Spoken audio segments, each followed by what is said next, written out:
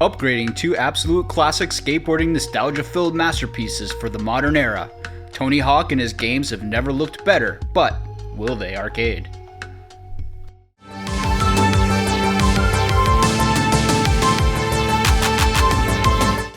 Hey all, this is Dustin with Dustcade Games, and as an amateur game developer and generally a fan of video games for 40 plus years, I have a lot of opinions about games that I would love to share. In this episode, I'll play Tony Hawk's new remake on my arcade cabinet and give you my honest opinion about if it is something that you should do too. So, stick around for some gameplay, a review, and if I get this one working, some helpful tips on how you can do it too. Also, if you like what you see and want to see more of it, hit those like and subscribe buttons and leave a comment down below as it would really help out my channel. Here we go!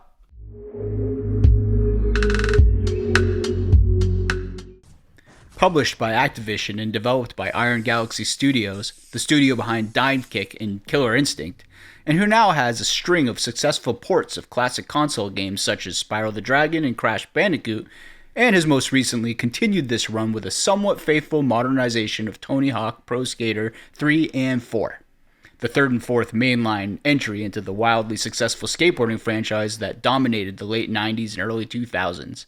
Available now on PC and all of the major consoles, Tony Hawk 3 and 4 can be played alone or in both local or online multiplayer.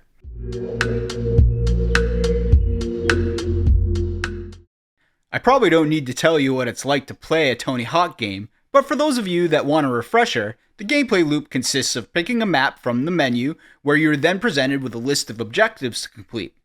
Then we are set loose with a set amount of time to complete one or more of these objectives, where we proceed to tear around the level, causing mayhem and stringing long combos of tricks together by grinding or manualing between obstacles in an obscenely unrealistic skateboarding fantasy where gravity is just a suggestion and a faceplant from 25 feet only costs you a little time instead of a trip to the hospital. As you progress through the levels, the objectives get bigger and more obtuse, and in some cases, the obstacles are placed in such a way as to make stringing tricks together more difficult, making each new map you unlock an increase in challenge. However, as you complete challenges, you are rewarded with points that can be applied to your skater's attributes to level up as you go along. You are also rewarded with cash that can be used to unlock new gear and clothing to customize your skater aesthetically, as well as to unlock special characters to add to the roster of skaters.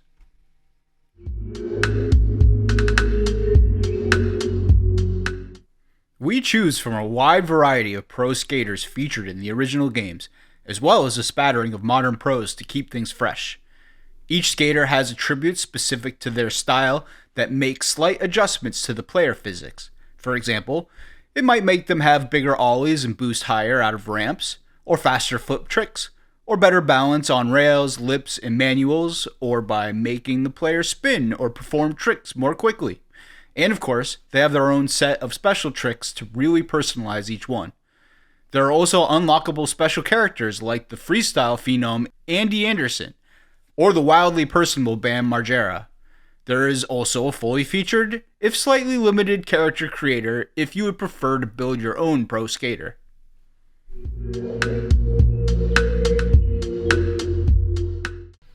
There are 18 levels between the two games, if you include the hidden pinball level, that range from tight indoor spaces like the Foundry, movie studio, and the cruise ship, to wide open playgrounds like Alcatraz, Canada, and London.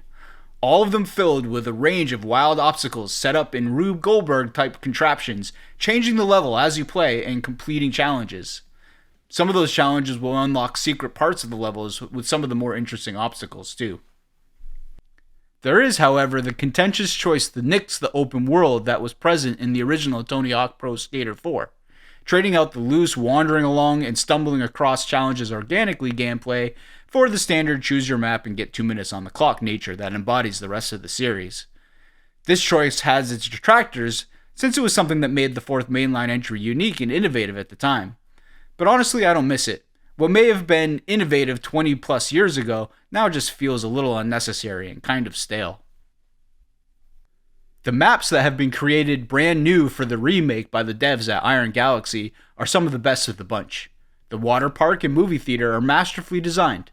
In the 20 plus years since these games first released, level design has matured significantly, and it shows in how these levels have layouts that absolutely maximize the fun. If you complete a set of fairly specific difficult challenges that I won't spoil here, you're rewarded with the final hidden pinball level, an absolute gem that pays tribute to the Iron Galaxy developers who worked for Midway Games in the 80s and 90s, making pinball and arcade games. This is my favorite level of the collection, which really rewards all of the hard work it took to get here with an absolute rollercoaster ride of obstacles that flow thoughtfully in such a way that maximizes combos and really racks up those points.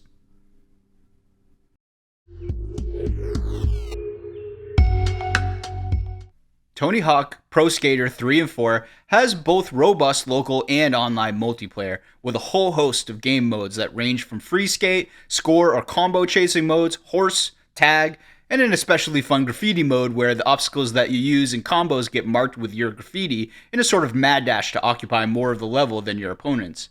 Especially compelling is the option to have the game mode switch every 30 seconds or so, changing up the objectives and keeping the gameplay fresh.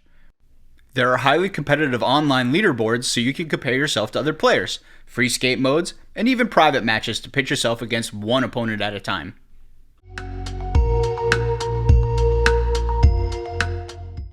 The game features a robust game modes menu where you can tweak many aspects of the gameplay, from giving yourself perfect balance and score multipliers to removing falling entirely, and a whole host of other convenience tweaks. You can even change the overall speed of the game if you would like. Additionally, you can add or remove elements from the HUD, invert the controls or camera, or entirely remap the controls however you see fit. This level of granularity really allows for players of all stripes to have a good time.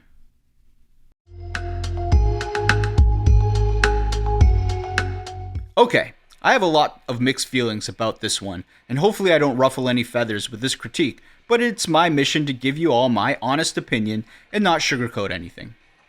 While the opening sizzle reel filled me with nostalgia and showcased some of my skating heroes doing absolutely sick tricks, and the graphical upgrade is very nice and looked pretty good, I was constantly reminded about how modern game design has improved drastically in the 20 plus years since the original release of these games. I found that the game loop feels tired and is often unfulfilling. Having 2 minutes on the clock to frantically rush around and try to achieve the often obscure and arbitrary challenge goals left me wanting for a little more sophistication in the overall game loop, especially when I would spend the entire 2 minutes scouring the map for an elusive game object to complete the challenge and not finding it over and over again. The primary game conceit of linking tricks together through grinds, manuals, transitions, and grabs is fundamentally fun. But in order to add challenge in later levels, the original game designers made the, in my opinion, poor choice of simply making the levels flow less easily, and I think that making the obstacles harder to link with grinds and manuals as a method for adding difficulty is just bad game design in a game that is all about linking tricks. The new levels designed by Iron Galaxy really put this into stark relief by being so much more fun to play, since they really dialed in the object placement to allow the player to enter into a flow state and really rack up the combos. It is interesting in seeing the beginnings of this concept when switching between the third and fourth games. Tony Hawk 3 levels are remedial overall, with frustrating layouts meant to obscure goals and combos, and 4 started to at least try and design with flow in mind. While it is neat to be able to contrast the levels between 3 and 4 to see the evolution of the series, it really is the new maps that kept me from getting bored and bouncing off of it entirely. The music is a mixed bag as well. Like the originals, it just depends on your musical tastes. Also, they failed to get, or didn't try to get, the rights to many of the original songs, and I really miss some of my favorites. But at the very least, it is a different soundtrack. And new songs from the Sex Pistols, KRS-One, and CKY are actually pretty neat, even if they aren't necessarily those bands' best works. I did come across occasional physics glitches, like for example, several times I would be landing on a ramp going down and then immediately I would be going back up inexplicitly. Also, there were the sometimes wonky cameras that get trapped behind walls, which can be disorienting, but that is a forgivable issue that many third-person games suffer from. Many of the challenge goals require seeing things that are high above you, and the specifics of the camera recentering mechanic made looking around difficult, and in some cases impossible, and I constantly found myself just aiming in a general direction and hoping for the best, which is honestly a little bit unforgivable since they could have loosened up the camera recentering a bit to allow you to freely look around. While regularly frustrated by obscured objectives, overall I enjoyed my time with Tony Hawk Pro Skater 3 and 4. I don't think it has the longevity that modern skating games like Sessions have, which design choices of giving you granular and realistic control of your skater and board simply offer more control and realism than what Tony Hawk has offered up thus far. So, if you're just simply looking to juke that nostalgia button with some over-the-top absurdity, this game is pretty fun in short bursts. But with modern game design of sensibilities in mind, I really wish that instead of rehashing these old games in what feels to me just a little bit of a lazy cash grab, they should have just given Iron Galaxy full reign to make a brand new entry in the series with 18 new flowy levels instead of just 3. Since they didn't, I will give this game a score of Skate or Die out of 10.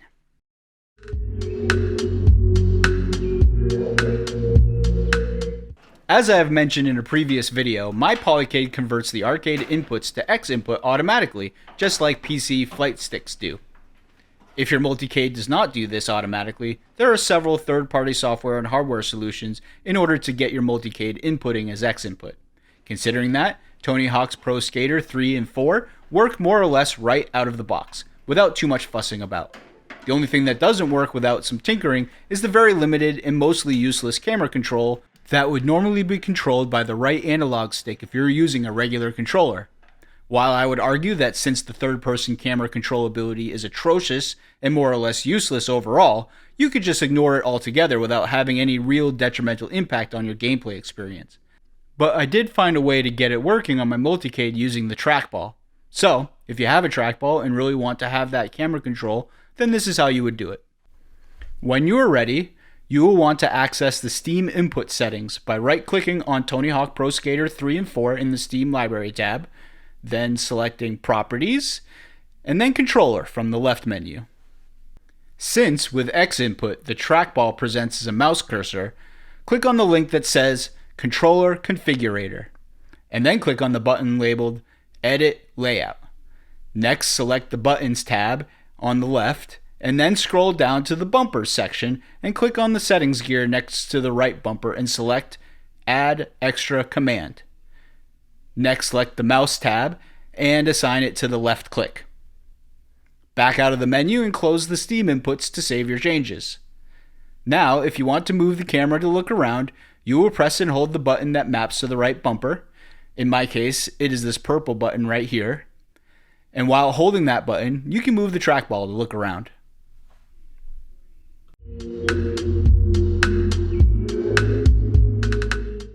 Now that we've talked about Tony Hawk Pro Skater 3 and 4 and how to get it set up on a Multi-cade, the only thing left to do is see, will it arcade? To answer this, I'm going to quickly break down my experience into 5 categories.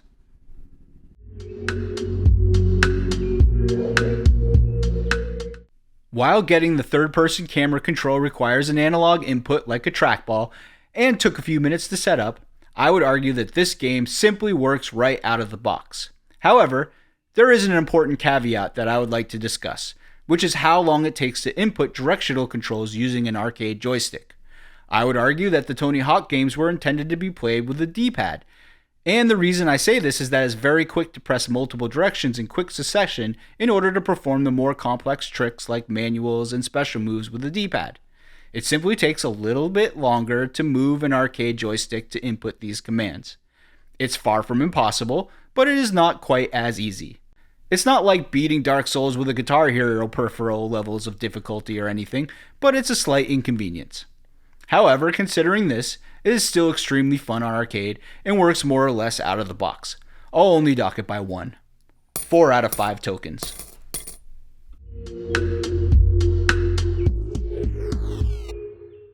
While the Tony Hawk series was made for consoles, it fits like a glove in an arcade setting. Short 2-minute gameplay loops, trying again and again to complete these challenges, with many more courses and challenges to keep you coming back. This is absolutely wonderful on arcade. 5 out of 5 tokens.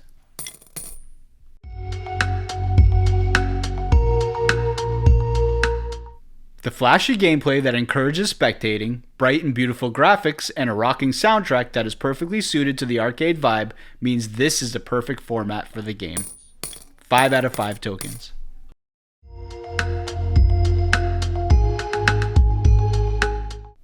Split screen multiplayer with several game modes makes this an absolute party.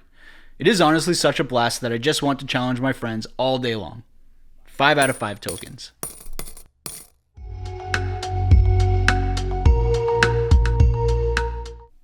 While some of the challenge solutions are frustrating or obscure, the desire to keep diving back in for just one more run is insatiable.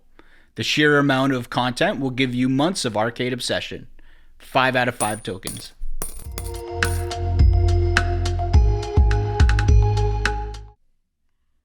So, will Tony Hawk Pro Skater 3 and 4 Arcade? With a combined score of 4.8 out of 5 tokens, 1000% yes it will. This game has earned a permanent spot on my Multi-cade and has already provided me and my friends hours upon hours of entertainment. So, if you have a Multi-cade, what are you waiting for? That's the down low on Tony Hawk Pro Skater 3 and 4 on arcade. What game would you like to see me cover next? Toss your suggestions in the comment section below, and don't forget to like and subscribe to the channel if you enjoy what you have seen here and want to see more. Also check out Dustcade Games on Instagram, BlueSky, and SoundCloud.